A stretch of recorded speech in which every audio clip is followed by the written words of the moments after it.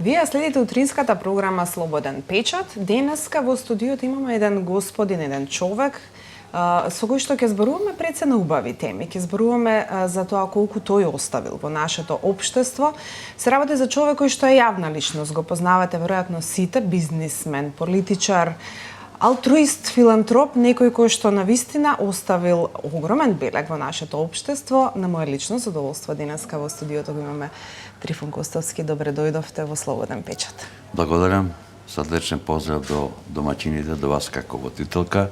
За Слободен печат и навистина ми е чест да гостувам во вашава емисија, бидејќи останавте еден синоним на еден епокор, каде пишаниот збор има силно влијане. Или би требало да има силно влијане. Така е, се служувам со вас и навистина мислам дека е вистинско време да се осврнеме на оние работи кои што вредат да се споменат, на вистинските вредности, на она што за кое што треба да се бориме. Така е. Со оглед на тоа дека сте родом од Скопје, неминовно ми е некако да го започнеме муабетот со вашето видување, вашата лична ретроспектива во однос на тоа како беше Скопје порано. Дали можете да направите една паралела, што е тоа што ви фали од старо Скопје, а што е она што ви пречи пак од денешно ова урбано, модерно Скопје? Сепак имам еден животен пат кој што и навистина тоа е моја привилегија, кога можам да го паметам Скопје од некои давнешни времења, кои што младата генерација може само да ги слушне или пак да ги прочита некаде напишан збор, а јас сум типичен сведок на тоа и тоа е мојата привилегија што можам да говорам за едно Скопје, старо Скопје и денешно Скопје. Времењата се менуваат и Скопје како град, како еден урбан центар кој што е во, бидејќи ние тој процес на промени и растење на урбаните средини не можеме да го стопираме. Тој е неминуен процес на светско ниво. Скопје го паметам во времето кога беше 100-120 000 жители. Во кој што јас сум роден во Ново Мало, кај што ние имавме близко до куќата јас, имавме водовод и канализација, имавме дома пумпа и улиците ни беа прашневи, калливи. Времењата на тогашното Скопје и денешно Скопје се веќе различни. Денеска чувствувам дека материјалната страна во живењето и социјалната страна кај сите жители во Скопје приоритет, не дека и тогаш не било приоритет, меѓутоа до степен на, за мене, тешко сватлив. Или, може би да кажем, може би јас грешам, јас каснам во тој процес да сватам дека материјалното е буквално единствениот излез и единствениот начин да се успее во животот.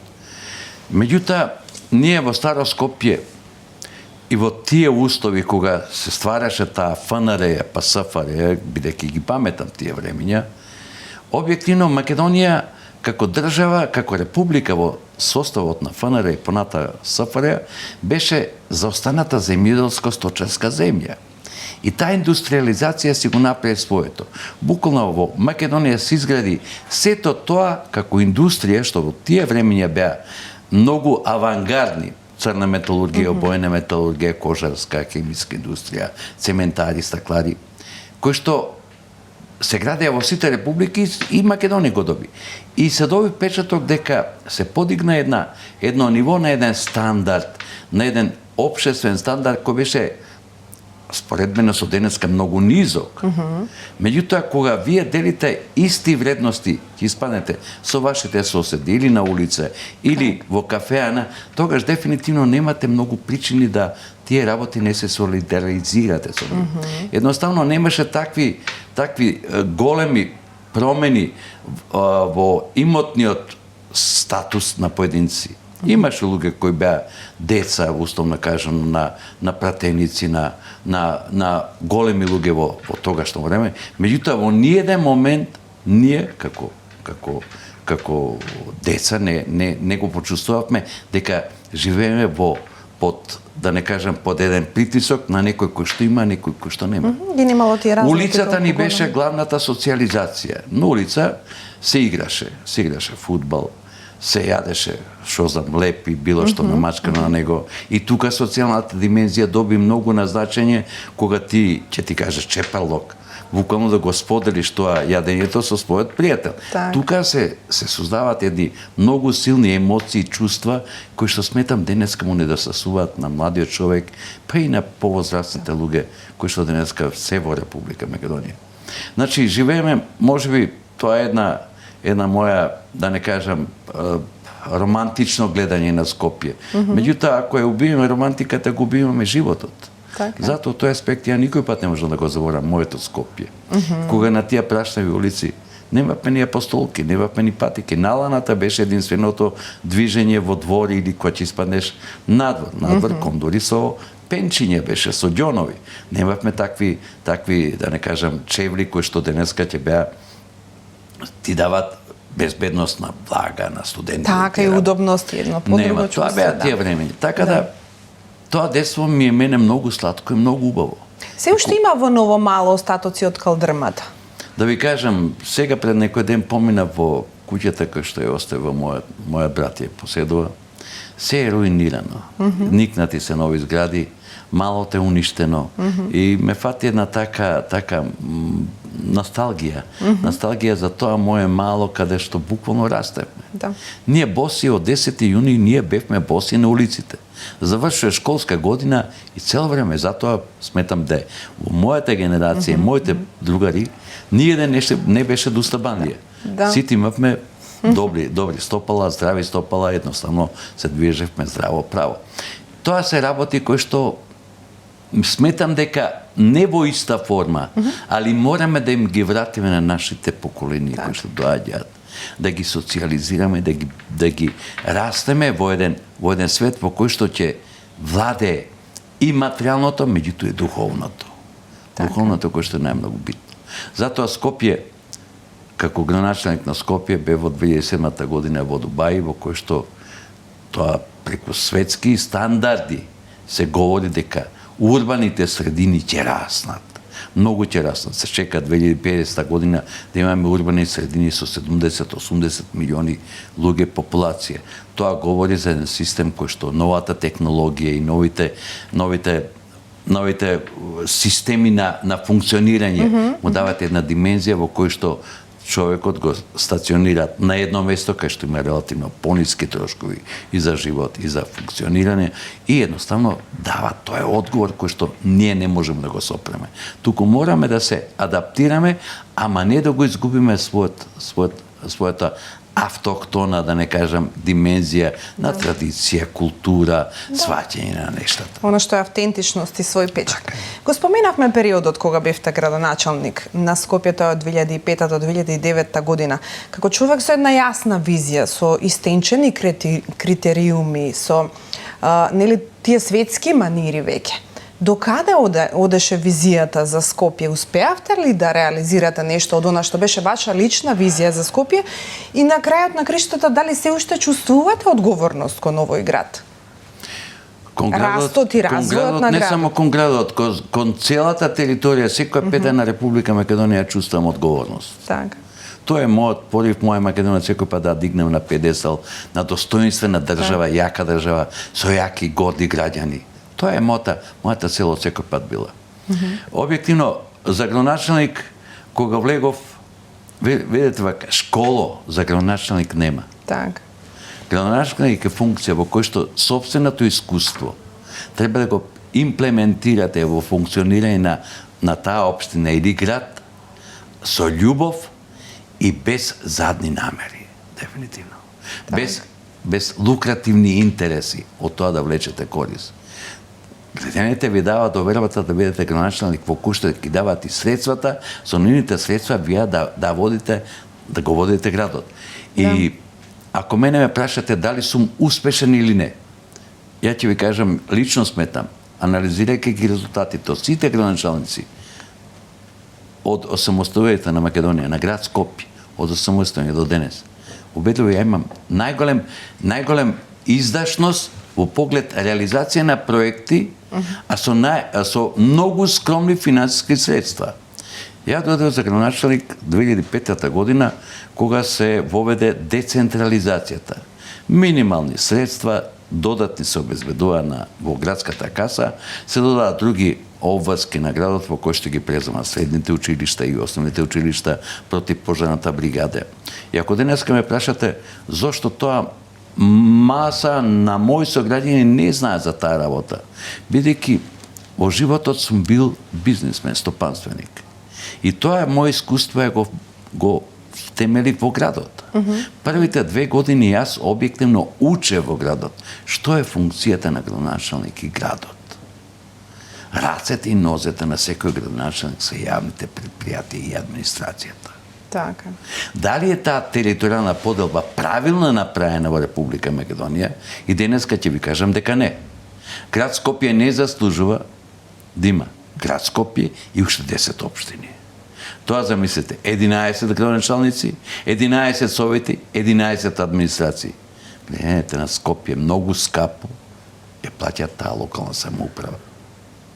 А дотолку поише што самата децентрализација е закочена, средствата се многу минорни и затоа сите општини буквално се дават во финансиски проблеми. Не можат да испорачат тоа што ветуваат. И да има и начесни намери, тешко дека тоа ќе го направи. Меѓутоа, велам, јас влегов како градоначалник, учев, научев. Првото што го имплементирав, тоа беше да ги стокмам финансиите. Наследив град со 24 милиони евра долг, од вкупен буџет 32 милиона. Успев тој долг од 24 милиона да го елиминирам во рок од 2 години и да го донесам градот Скопје да биде на повисоко ниво на согласно стандард и пулс, на повисоко ниво за адекватно за можност да учествува надвор за кредитирање дури од владата на Република Македонија во времето на Груевски. Јас имав Б со 2 плюса. И тоа беше голема моја контрибуција. И не се случило во градот, додека јас бев градоначалник. Јас имам проблеми со јавните предпријатија. Не се случило да имам проблеми со мојата администрација. Да, јас не бев политички човек. И едноставно пиарот, што денеска е главната алатка на секој политичар. Веројатно најважно. Ја го занемарив. Едноставно сметав дека за тоа што го работам, јас морам да го испорачам. А не да се фалам со тоа дека сум направил. Тоа е моја обврска. И тој пиар направи една лоша перцепција за мене, за многу граѓани, кои што политичките партии го туркаат до тој тепел, дали гледа во мене конкуренција, да сметам дека јас, кој е прашање моето Скопје и мојата Македонија, никој не треба во мене да гледа конкуренција, бидејќи бидам секој пат поддржувач на она што треба да биде добробит за градот, за државата, за граѓаните. Тука сум секој пат спремен. Сакам да кажам, домаќин бев јас. Булевар Словенија, близко 2 километри, булеварието, кој чинеше градот 2 милиона евра. Додека Климент Охридски, кој што е само поправката, кој чинеше горе-доле 1 милион евра. На моите наследници после тоа што прави. Тоа говори дека ако имаш домаќински однос со парите кои не се твои, ако имаш одговорност, тогаш ти ќе бидеш вистински домаќин. Еве сега ќе споменам булеварското осветлување и на крстосниците.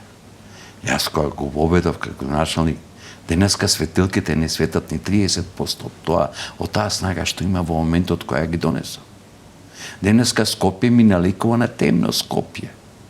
Од споредбено со времето кога јас ги донесов тие светилки. Меѓутоа тие светилки имаат лимит до кога може, колку може тие да бидат функционални на долг период.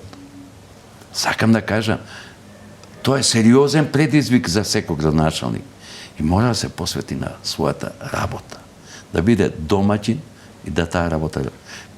Криминалот и корупција се дел од нашето секојдневие. Јас како градоначалник ниту сакав да се барам кој што како сгрешил. И има институции, градот, администрацијата, целата архива е достапна, нека дојдат, нека барат, ако смета дека има. Јас не сум тој што некој ќе судам или ќе го носам да не кажам по судови. Неам таква намера, ниту сум имала. Затоа сметам дека искуството од градоначалник, ако денеска ме прашате, живее во Виена, сакав да направам една мала Виена. Еве ќе го споменеме и сега објектот Кермес. кермес кој што јас го купив тој објект и почнав да го градам од 2006 година до денеска е стопиран од неразбирливи причини и иако ги добивме сите судски решенија, меѓутоа се уште маркицата не е вратена. Сакав објектот кермес да го вратам во старото руво и да му дадаме една нова димензија, она што го научи во Виена, Палата Лихтенштајн, во кој што човек да се чувствува достоинствено и навистина гордо. Да го живее духот на Да градот. го живее духот на градот. Така. За жал, денеска и кермес се уште стои како авет таму. Не е вратена маркицата, иако Врховен суд донесе одлука да се врати. Меѓутоа, веќе 5 градоначалници се изменија во општина Центар, Советот никако да седне да донесе одлуката да се врати маркицата. Тоа е нефункционалноста на градот Скопје. И верувајте ми, едно научив дека во град Скопје придете му на секој вработен и на секој сограѓани со љубов, тој ќе ви возврати. Јас сум денеска горд на работи на Скопје, кој што ги направи 35 километри жардинјери постави, ги осветли улиците, транспортниот центар, Гологановци, Боровски, булеварот го спомнав Словенија, Клучката кај Континентал. Тоа за такви средства кои што градот ги имаше, се огромни дела. Да. Во возобновувањето на зоолошката градина, кој што во наше време веќе беше примена од светската организација ЕАЗа, кој што денеска веќе гледам ја изгубила зоолошката градина таа лиценца. Односот мора да биде вистински, домаќински, ако сакаме да биде дел од ова модерно општество. Затоа ќе кажам, мене ми е гордост денеска што синдикатите и синдикалците на сите јавни предпријатија кои се у градот и денеска ми идентификуваат со зборот татко. Така. Тоа е, јас сум горд. Така. А сака Виена да направам во Скопје, меѓутоа не успев. И тоа велам малце на шала, шега, ако ми дозволите. Велам да ги донесам виенчани во Скопје, за недела дена Скопје ќе биде чист како Виена. Да. Ама ако ги го однесам Скопје не во Виена, Скопје ќе заживее во Виена. Нашите сограѓани, се надевам, барем голем дел од нив, се запознаени со она што сте го оставиле позади себе, и вашиот животен пат, и уделот во културно-општествениот живот.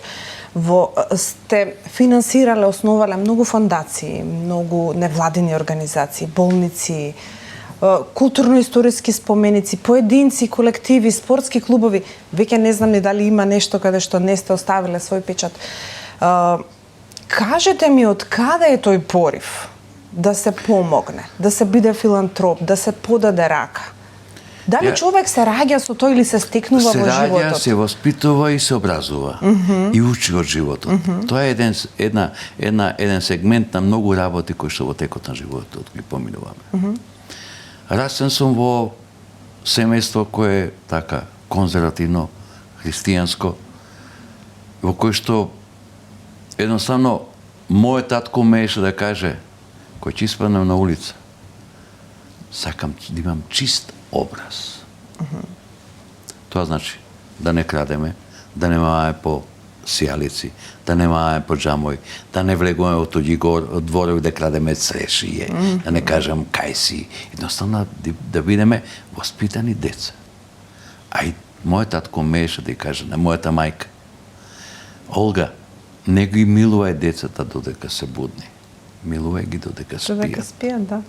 Дали е тоа најдобриот начин на воспитување? Не знам, али објективно во мојот случај, во случајот со мојот брат, тоа роди се огромен плод кој што навистина претвори во личности во нас.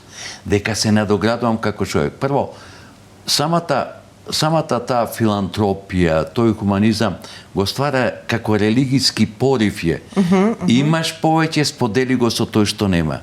Так. Тоа е една порака, цивилизацијска порака дека влюбеник, човеколюбец сум. Не само човеколюбец, јас сум љубеник во планетата Земја. Сета флора и фауна за мене е дел од мојот живот. Јас едноставно сакам да го случувам автентично така како што ќе го почувствувам. А додатно, поттикнувајќи човечката раса да опстои во незиното битисување на планетата Земја, што подолго, градејќи еден нов систем на вредности. давање на димензија хумана, да не бидеме обични животни во кои што па и животните убиваат ради тоа што треба да се нахранат. Меѓутоа кај луѓето постојат и убиства во кои што се исклучиво од неразбирливи пореви, за мене барем. Меѓутоа тоа е пракса. Затоа мора да се во континуитет работи. А како тоа, верувате ми, најпрво тоа беше односот кон човекот. Понатака колку што повеќе раснев и едноставно станав силен и економски и во бизнисот, научив дека мора моето општество ја да го билдам ако сакам да направам една посилна средина во кој што ќе споделуваме исти вредности. Така. За жал во Македонија тој систем тешко функционира, бидејќи партизацијата на граѓаните е донесена до степен на нефункционалност, неразумно размислување. И верувате ми, јас кога бев градоначелник, ова се мала една дигресија. Бев градоначелник и тогаш се случија кога Милениумскиот крст почна да се гаси, немаше светилки. Градот немаше ингеренции да делува таму да. Никој не се јави. Сите повици беа кој мене, кој градоначелник, зашто крстот не свети. И на крајот, јас за да го испинасирав тој крст кој денеска свети. Сакам да кажам, тоа па ниту матичната фирма која се занимава со тој Милениумски крст не успеа да каже едно благодарам. Така. Што е објективно несериозен пристап на вредностите системи кои што сакаме да ги градиме. Затоа велам, и во овие години јас станувам уште похуман, ако е прашање човекот и сета околина во нашето живење и просперитет сакам. Просперитетот мора да биде единствената нитка кој што сите нас ќе не влече да идеме напред. Затоа не можам да ги кажам точната диагноза од каде тоа потекнува. Меѓутоа јас би стал две фундаментални работи. Домашното воспитување и образованието. Така, зашто да бидам... инаку во човечката природа е секогаш да чека нешто за возврат, нели? Ке даде нешто, човекот па чека да му се врати, а да дадеш без да чекаш за возврат. Возврат да ти е нечија задоволство, нечија среќа, нечија во моментот нешто некого да направиш да му е подобро, благосостојба. Како и да е, што и да е, убав збор. Ти ми дозволите, еве денеска, баш денес пред да дојдам на снимањето на мисијата, од ICG групата доби благодарница со тоа што донирав одредена сума пари, средства, финансиски средства за избеглиците во Палестина. Видете вака, тоа се организации кои што и малиот цент го почитуваат ако вие го донирате. Така. Сакам да пораснеме и ние. Сакам да пораснеме, да бидеме горди на себе. Сакам ја горд народ, силен народ. Не сакам питачење кој што денеска се практикува во нашата држава. А аман ќе влеземе во Европска унија, ќе добиеме толку фондови. Не сакам, Господ не ми дал ум и раце, и нозе, и тело, сам ќе го створам својата добробит. Да престанеме да бидеме питачи, туку треба да израснеме горди. Затоа е потребно воспитувањето домашно и образованието, силно образование. И понатаму се терат сите сегменти во општеството. Вториот, односно третиот сегмент за мене е здравството. Мене ми треба воспитан, едуциран човек и здрав. Тогаш градам силна држава. Нема Македонија потреба од барање на странски инвестиции, која за Македонија се Господ дал. Од 365 дена ви имате 300 сончеви денови. Имате се што сакате, води, шуми, дивеч, зарзават, овоштие, се што велат буцнипачка, пивино. Сето тоа го има денеска, баш пред некој ден, бидејќи мој татко е по потекло од Бардовци. Еден мој пријател ми вели, 200 хектари има необработена земја. Луѓе, тоа се сериозни проблеми, општествени проблеми. Го бркаме човекот од тука, го тераме да не работи, да иде бели светски дворови да работи за парче леп. А не дека немаме ресурси, имаме. Затоа може би малце влеговме во друга тема. Ако. Нека си тече разговорот. Така е.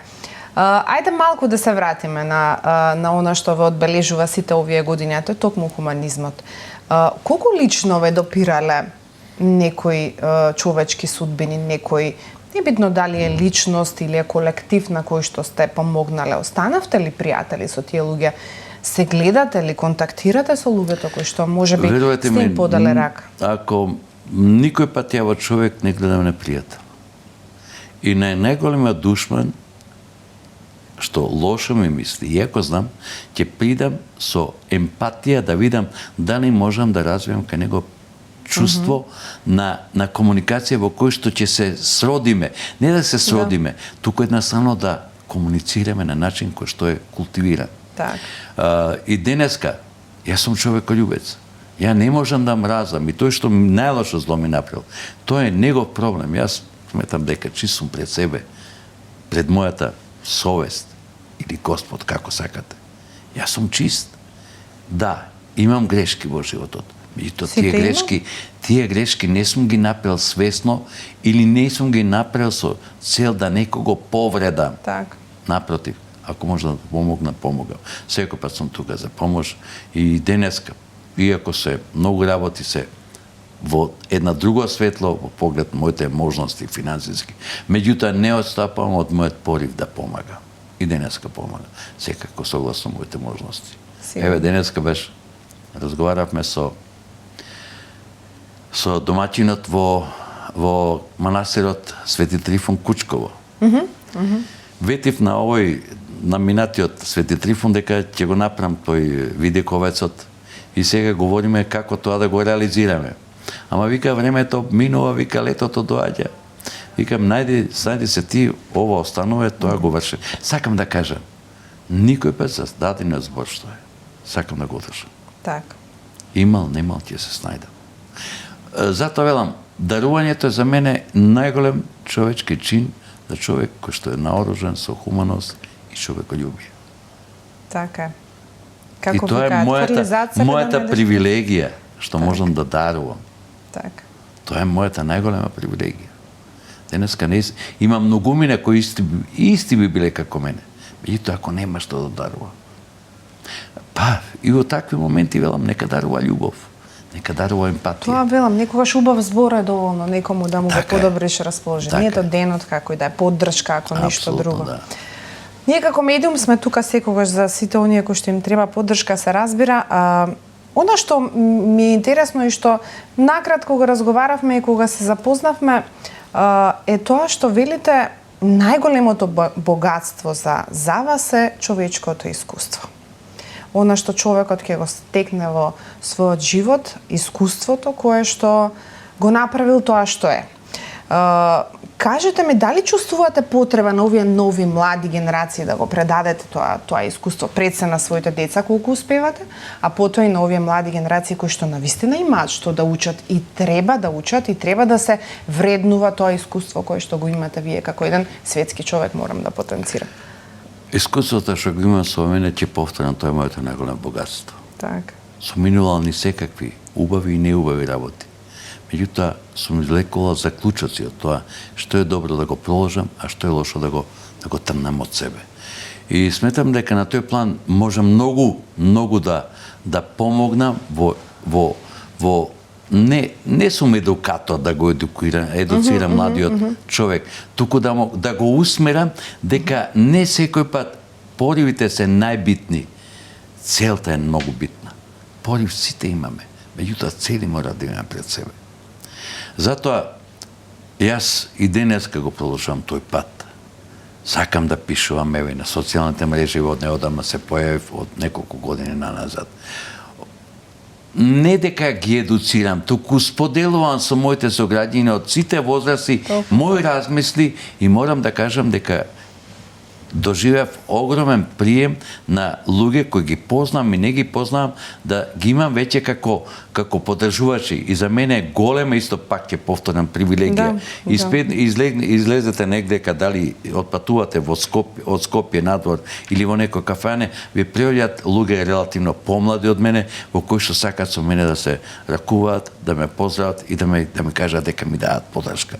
Па тоа е нешто цена нема. чувството дека си во заедницата прифатен, тоа е најголемата работа. Еве ми се случи пред 2 дена бевме во Дојран. Седнеме во Романти хотелот, седнуваме покрај езерото. На заминување веќе тргање кон Скопје, ми пријавија 2 млади момчиња, не млади, околу 40-45 години. Вика, ние работиме во Финска, 25 години ве познаеме преку социјалните мрежи. А види, верувај ми, тоа за мене беше огромен комплимент. Они ми пристапија, они ми се представија. Тоа е нешто убаво кое што ја секому би му посекал да го доживее. Затоа, условно ќе кажам, дарувајте. Ако не материјално, дарувајте со љубов. Секој пат ќе ви се возврати тоа. Сигурно. Нема сомнеш во тоа. Да. Како еден особен визионер, морам да ве прашам ова. Како ја гледате Македонија во иднина? Како гледате на животот во Македонија? Имате ли некоја визија за тоа како Македонија, како треба да се живее во Македонија? И на крајот, што е она што треба да го смениме во начинот на кој што живее македонецот, а што е она кое што треба да го задржиме и да го зајакнеме како наша силна страна? Наспроти традицијата секога, нашето богатство секако, меѓутоа начинот на живот. Начинот на живот, велам, материјалната димензија доби многу повеќе. Живеевме во некоја бивша држава, барем горам јас, во кој што имаше една социјална политика. И немаше такви големи разлики, социјални разлики во кој што во тогашна Југославија, кој што е памтам пред распаѓањето, околу 70% од популацијата беа средна класа, што денеска средна класа не постои. Постои ниска класа и постои висока класа, во кој што ниската класа е проценти 80-90% и 10% се тие што имоќни, условно кажано, кои што не само што се имоќни, меѓутоа не ја чувствуваат потребата да споделат со општеството, да даруваат, да помогнат за социјализација на сето наше живење. Се изместија вредностите во луѓето. Како да ги вратиме? Видете вака, тоа пак ќе кажам, основно во домашното воспитување фактор број 1. Да. Децата бараат љубов и посветеност. Секој непосветување, барајќи причина за нивното дете, ако откачи во некоја друга страна, барајќи на друго место, е грешка. Значи се враќаме повторно на семените вредности. Видите вака, семените вредности се врв на еден денешен модерен, цивилизиран свет. Так. Второ, образованието. Образованието мора да дадеме една димензија која што мора да биде обавезно. Еве, видите вака, живееме во еден свет во кој што сите ги величиме дека германците се наједуцирана и најспремна нација. Да. Уште во времето на Прусија, во времето на Вилхелм I, 1815 година, се носи закон во Прусија, основно образование е задолжително. А само 19 години подоцно се воведе нов закон со обавезно средно образование. Так. Ете ти го клучот за силна нација. Ама тој закон и денеска се практикува. Кај нас ние створивме мултиобразование, меѓутоа квалитетот е опаднат до ниво на непрепознатливост. Денеска во сите сфери вие купувате дипломи. Вработувате луѓе кои што се со сомнително знаење и сомнително искуство. Сето тоа ние плаќаме таа цена на една наша незрелост. Мора да се постават правила од кои што нема отстапување. Секое отстапување од поставеното правило веќе ги крши правилата основни. Затоа мора да велам пак образованието и воспитувањето. И мораме да бидеме свесни дека општество се гради со мудри, искусни и луѓе посветени. Не кон материјалното, туку кон општествениот заеднички живот. Такви луѓе, за жал, не ги гледам многу. Ги има, или ако ги има, тие се некако во една сенка зад сиот овој политички калабалак што денеска се случува во нашата татковина. И верувате ми, мене ме е срам како може тоа да се случи. Еве, денеска гледам во клиниката за токсикологија, едноставно имаме директор кој што поставува некои правила кои што се вон целта на таа институција. Етничко и јазично подрачје во кој што го идентификува со здравјето на тие граѓани кои што се по закон треба да им служи таа услуга. Не сме такви работи. Мора да постои систем, оној момент кога системот е загрозен, тука мора да има ригорозни мерки од страна на институциите, органите и државата, ако сакате.